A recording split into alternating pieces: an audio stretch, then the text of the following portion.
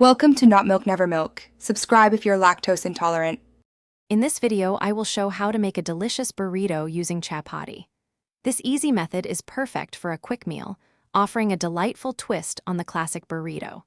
Using chapati as your wrap is incredibly convenient and adds a unique, soft texture. You can either grab some ready-made chapatis from the store or whip up a batch of fresh ones in just a few minutes. It's a fantastic way to enjoy a hearty meal with minimal fuss. Now let's talk about the delicious fillings.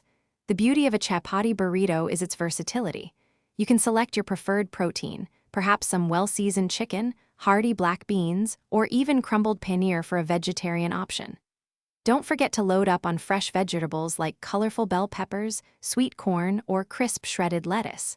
Finish it off with a generous drizzle of your favorite sauce, whether it's a zesty salsa, a tangy chutney, or a cool, creamy dressing.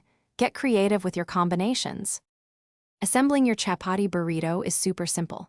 First, gently warm your chapati on a pan for about 20 seconds on each side. This makes it soft and easy to roll without tearing. Next, arrange your delicious fillings in a neat line, slightly off-center, leaving about 1/4 of the chapati clear at the top. Then, fold in the two opposite sides over the filling. Finally, roll the chapati tightly from the bottom upwards to create a perfectly wrapped, secure burrito. You're almost ready to enjoy.